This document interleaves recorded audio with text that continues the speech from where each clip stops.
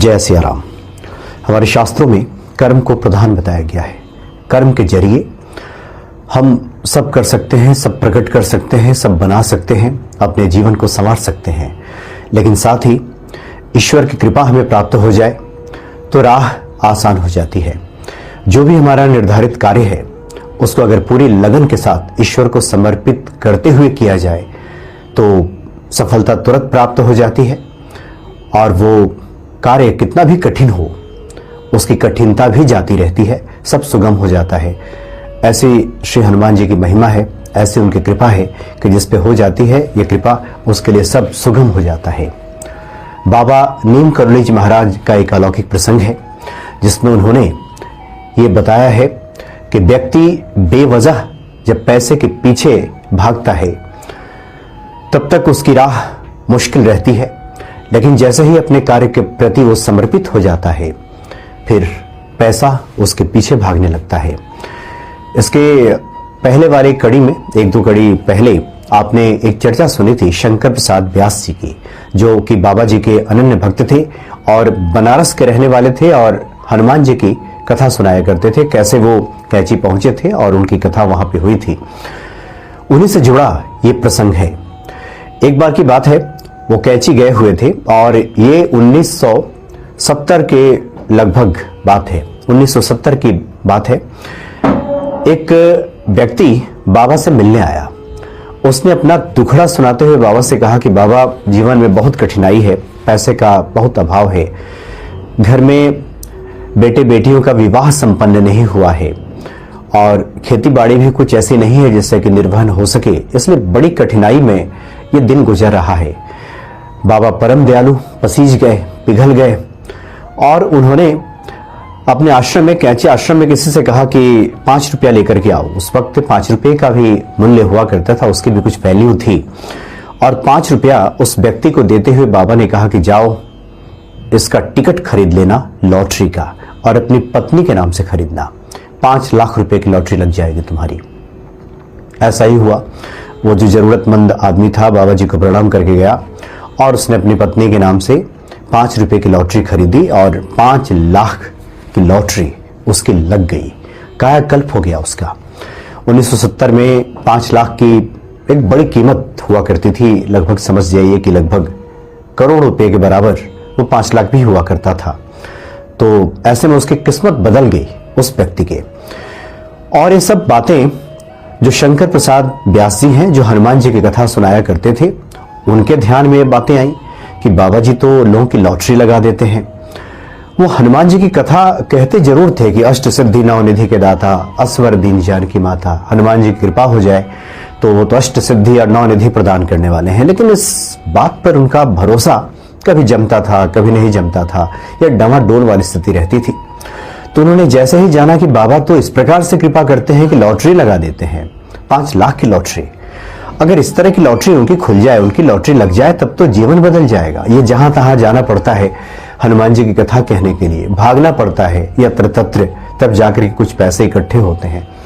ऐसे में तो कहीं जाना नहीं पड़ेगा, 5 लाख की लॉटरी लग जाए तो बड़े आराम से जीवन कटेगा, ये भागम भाग तो खत्म हो जाएगी। तो उन्होंने बाबा जी से कहा कि बाबा आप तो सब पे कृपा करते हैं, मेरी भी लॉटरी लगा दीजिए और आशीर्वाद दे दीजिए तो 5 लाख की लॉटरी मेरी भी लग जाएगी। बाबा ने उनकी बातों को सुना, गंभीर हो गया सुनने के बाद, कुछ जवाब नहीं दिया बाबा ने, चुप रह गए। शंकर प्रसाद व्यास जी समझ नहीं पाए कि बाबा ने उत्तर क्यों नहीं दिया। उस व्यक्ति को तो दे दिया था, 5 रुपया ला करके खुद अपने लोगों से कह करके मंगवा करके दे दिया, और यहाँ बाबा हाँ ना कुछ ना बोले। ये भी नहीं कहा कि ठीक है शंकर प्रसाद जी, तुम हनुमान जी की कथा कहते हो, जाओ हम तुमको आशीर्वाद देते हैं, तुम्हारी भी लॉटरी लग जाएगी और तुम्हारे भी बारे न्यारे हो जाएंगे। लेकिन बाबा ने ऐसा कुछ कहा नहीं, बाबा चुप रह गए। शंकर प्रसाद जी को समझ नहीं पाए, कुछ कह नहीं पाए, उठ गए वहां से। रात्रि की बात है, वो नींद में थे, गहरी नींद में थे। अचानक उन्होंने स्वप्न में हनुमान जी को देखा। हनुमान जी उनके पास आए और एक मुष्टिका प्रहार उनकी पीठ पर दिया। एक मुष्टिका का प्रहार इतनी जोर से उनकी पीठ में मारा। इस स्वप्न में सब हो रहा था, सब सपने में, कि उनकी नींद खुल गई और उस मुष्टिका के प्रहार से जो चोट लगी थी उनकी पीठ पे, उसका दर्द बना हुआ था अभी भी। नींद तो खुल गई उनकी, आधी रात को नींद उचट गई कि हनुमान जी ने एक मुष्टि का, एक मुक्का का प्रहार किया है उनकी पीठ पे। वो जग गए। सोच ही रहे थे कि अचानक बाबा जी ने दरवाजा खटखटाया। आधी रात को बाबा जी अंदर प्रवेश किए, आए भीतर और कहा कि चोट लगी है, और उनके पीठ पर एक हाथ दबा करके उसको मल दिया। दर्द जाता रहा। बाबा जी बिना कुछ कहे बाहर निकल गए।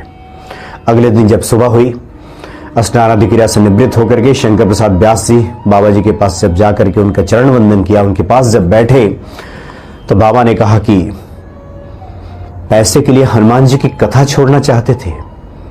पैसा क्या इतना बड़ा है? तुम्हें हनुमान जी की भक्ति मिली है, हनुमान जी की कथा सुनाने का ये जो मौका मिला है, इसको तुम छोड़कर तुम पैसे के पीछे भाग रहे थे कि तुम्हारी लॉटरी लग जाएगी 5 लाख रुपए की, तो तुम ये कथा छोड़ करके आराम से बैठोगे।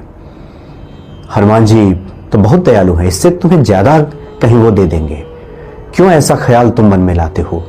और उसके बाद से बात ये आती है कि जीवन पर्यंत शंकर प्रसाद व्यास जी हनुमान जी की कथा सुनाते रहे, और पैसे की कमी तो कभी उनके जीवन में रही ही नहीं।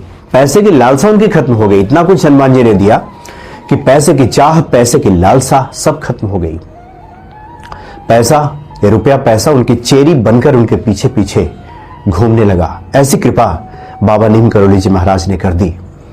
इसलिए जिस व्यक्ति को जो भी हनुमत कृपा से जो भी कार्य मिला है, उसको सच्चे लगन के साथ हनुमान जी को समर्पित करते हुए अगर किया जाए तो हनुमान जी उसी में इतनी बरकत दे देते हैं कि फिर उस व्यक्ति के वारे न्यारे लग जाते हैं। सही मायने में उसकी लॉटरी लग जाती है।